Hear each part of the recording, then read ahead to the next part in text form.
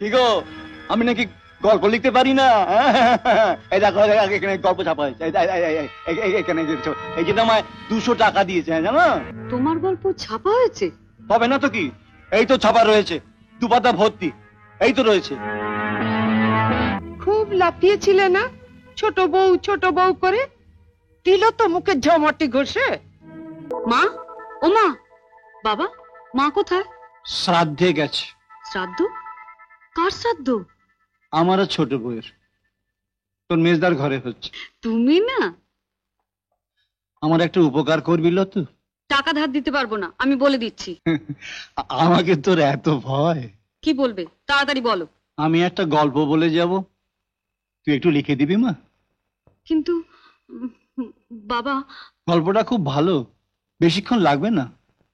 কোনো পত্রিকা অফিসে পাঠিয়ে দিলে কিছু টাকা পাওয়া যাবে, সেই টাকা দিয়ে তোর মার জন্য রোজ 2টো করে আপেল কিনে দেবো, তাহলে আপেল খাওয়া নিয়ে কেউ ওকে খোঁটা দিতে পারবে না। ঠিক আছে, খাতা কোথায় বলো? ওই দরজার কাছে টেবিলের উপর আছে, দেখ।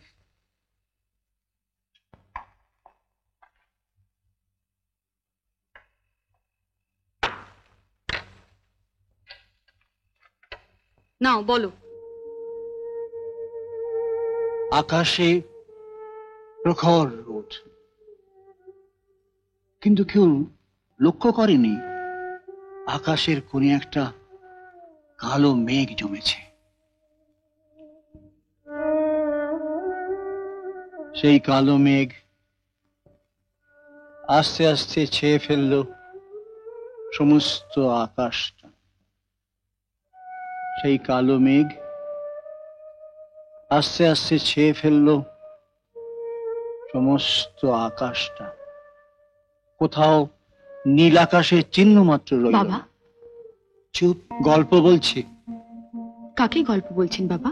ঘরে তো কেউ নেই। কেন, লতু ঘরে নেই? না, ওকে তো দেখলাম মেজদির ঘরে গিয়ে ঢুকলো। লতু চলে গেছে? আমি তো দেখতে পাই না, তাই সবাই আমায় করুণা করে। জানো ছোট বউ, সবার কাছে আমি বোঝা হয়ে গেছি। বাবা, জানো ছোট বউ, আজ আমি অন্ধ হতাম না, আমি দেখতে পেতাম। ডাক্তার বলেছিল বেলোরে গিয়ে অপারেশন করলেই আমি ভালো হয়ে যাব।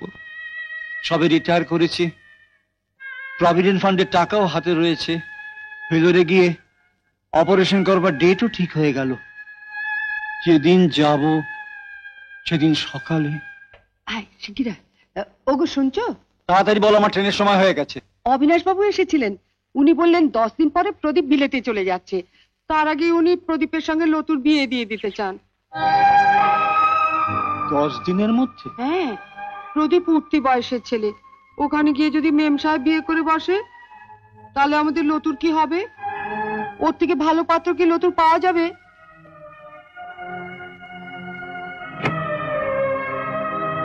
ঠিক আছে, আমার জামা কাপড়গুলো আলমারিতে তুলে রাখো, আর মিনুকে বলো ভেলোর হাসপাতালে একটা টেলিগ্রাম করে দিতে, আমি অপারেশন করতে যাচ্ছি না। আবার চিকিৎসার টাকা দিয়ে ওর বিয়ে দিলাম, আমার জীবনের যে আলো পাওনা ছিল তাই দিয়ে ওকে ভরিয়ে দিলাম। আমি রয়ে গেলাম অন্ধকারে। সেই মেয়ে আমায় করুণা করছে, আজ ছোট বউ সেই মেয়ে আমায় করুণা করছে। বাবা,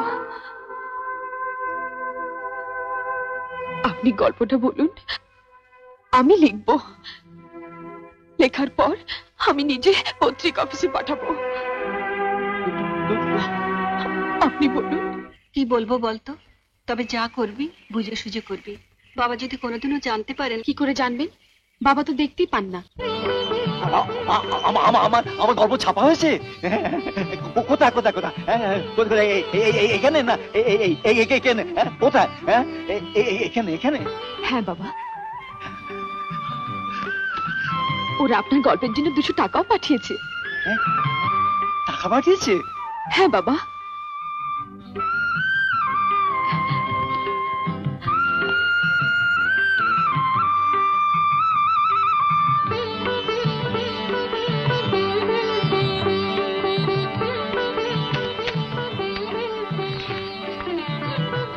বড়বাবু, বড়বাবু, বাবা।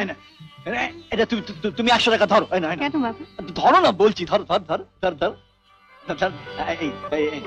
ইয়ে করবে, তুমি তুমি এই টাকা দিয়ে 2টো হরলিক্সের শিশি কিনে দাদু ভাইকে খাওয়াবো।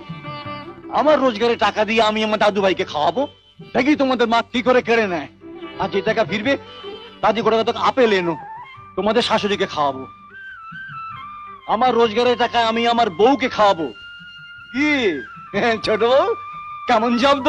স্বামীর টাকায় বউ খাবে, তোমার কিছু বলার আছে? বড় বউ, বউকে বলে দাও সেদিন তো খুব খোটা দিয়েছিল। বড় বউ,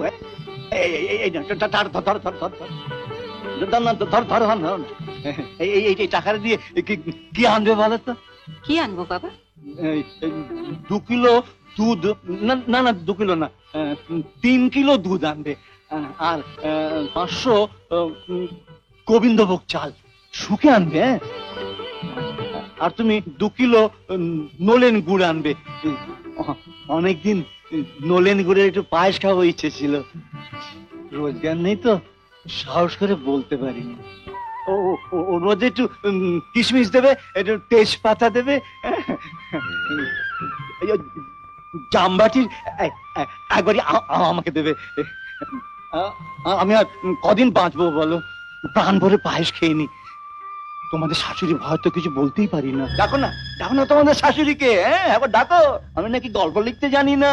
হ্যাঁ কি ব্যাপার? এই দুই বউকে নিয়ে কিসের এত মিটিং চলছে? ঠিক, আমি নাকি গল্প লিখতে পারি না। এই দেখো এখানে গল্প ছাপা হয়েছে, এখানে এই যে আমায় 200 টাকা দিয়েছে, জানো বড় বউ? দেখাও না, টাকাটা দেখাও তো। তোমার গল্প ছাপা হয়েছে? তবে না তো কি, এই তো ছাপা রয়েছে, 2 পাতা ভর্তি, এই তো রয়েছে। সেদিন তোকে লিখতে বললাম, তুই চুপি চুপি পালিয়ে গেলি। নিজের মেয়ে হয়ে তুই যেটা করলি না, পরের মেয়ে হয়ে ছোট বউ সেটা করলো।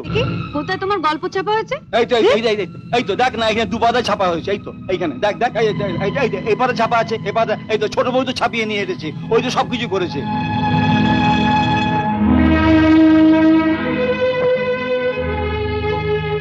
এটা গল্প কোথায় বাবা? এটা 2 পাতা জুড়ে বিজ্ঞাপন ছাপা হয়েছে। বাবন, না না না না না, আমি তো কথা বিশ্বাস করি না। হ্যাঁ গো ছোট বউ, তুমি বলো না, এটা বিজ্ঞাপন, আমার লেখা নয়।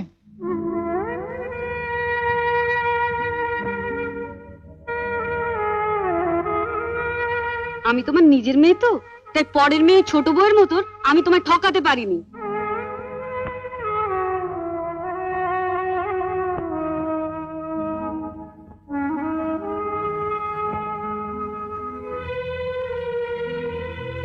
কি খুব লাফিয়েছিলে না ছোট বউ করে? দিল তো মুখে ঝমাটি ঘষে। আরে লতু, আসুক তনু, তোমার হবে।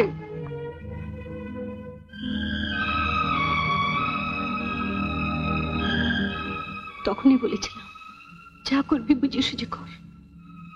এখন মর হতভাগী।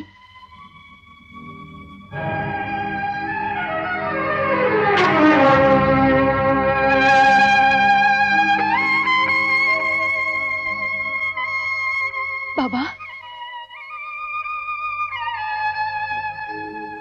তোমায় যে আমি অন্য চোখে দেখতাম ছোট বউ, নিজের মেয়ের চেয়েও বেশি ভালোবাসতাম।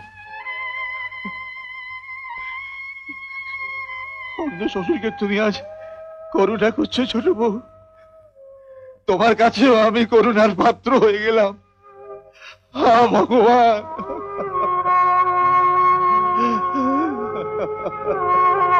বাবা, আপনাকে আমি করুণা করতে চাইনি বাবা। এই আমার সিঁদুরের দীপ্তি, আপনাকে আমি করুণা করতে চাইনি। চেয়েছিলাম অন্যের করুণার হাত থেকে আপনাকে বাঁচাতে। প্রথম যেদিন আমি আপনাদের বাড়িতে এসেছিলাম সেদিন মেজদা আমাকে 200 টাকা দিয়ে বলেছিলেন, তুমি তোমার পছন্দের মতো জিনিস কিনে নিও। এই পৃথিবীতে আপনার মুখে হাসির চাইতে আর আমি পছন্দের জিনিস খুঁজে পাইনি বাবা। আমার কপাল, আমি আপনার হাসি কিনতে গিয়ে ভুল করে কান্না কিনে ফেললাম।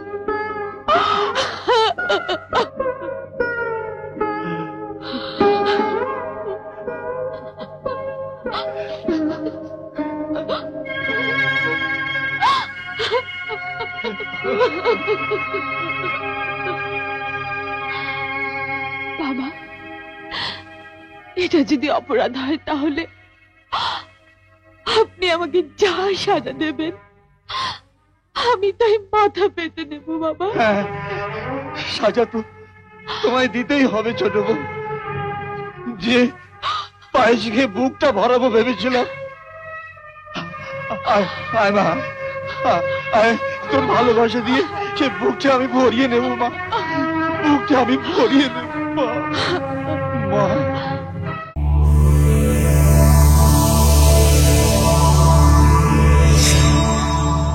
এমন আরো অনেক ভিডিও দেখতে এই চ্যানেলটি সাবস্ক্রাইব করে নিন এবং পাশের বেল আইকনটি প্রেস করে দিন।